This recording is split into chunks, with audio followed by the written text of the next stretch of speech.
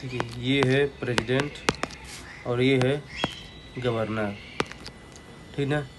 अब क्या है ना कि प्रेसिडेंट के पास जो है ना डिस्क्रिशनरी पावर है, इसके पास भी और इसके पास भी है डिस्क्रिशनरी पावर, लेकिन जो गवर्नर का डिस्क्रिशनरी पावर है ना ये ज़्यादा वाइड है, इसका थोड़ा नैरो है।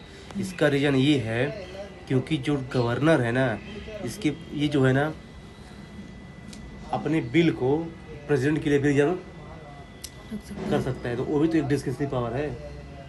लेकिन अब प्रेसिडेंट किसके लिए करेगा रिजर्व, बताइए। कोई है नहीं ऊपर से ऊपर प्रेसिडेंट के, इसलिए इसका पावर क्या जाता है। इस मामले में तो फिर ये प्रेसिडेंट ही पावरफुल हुआ, कौन सा खुद निर्णय देगा अपने।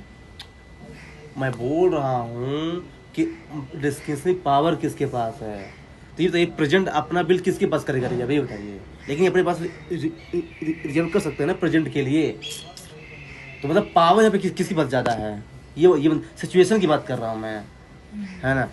प्रेसिडेंट के पास केवल डिस्क्रिशनरी पावर है और इसके पास कॉन्स्टिट्यूशनल और डिस्क्रिशनरी दोनों पावर है, ऐसा क्यों बताइए।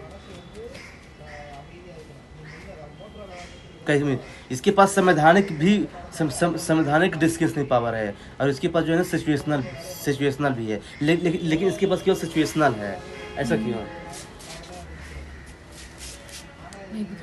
वाह बहुत अच्छा।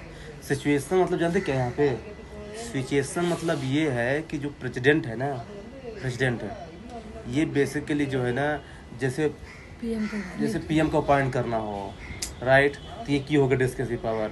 या फिर कोई बताइए, पीएम को अपॉइंट करना जब मेजोरिटी ना हो तब, और ना, और या फिर बिल में असेंट देना हो, ये तो होगा डिस्क्रिशनरी सिचुएशनल हो गई।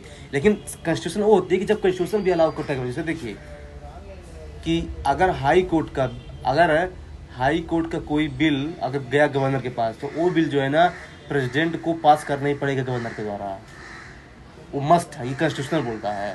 तो मतलब इसके पास कुछ कॉन्स्टिट्यूशनल डिस्क्रिशनरी पावर भी है और इसके पास केवल सिचुएशनल है, ये मैं कहना चाहता हूँ। तो इसके ऊपर कोई है नहीं, इसलिए नहीं इसके पास है, इसके ऊपर तो कोई है नहीं ना लास्ट में। हाँ, तो ये बेसिकली मैं कहना चाहता हूँ, ध्यान रखिएगा।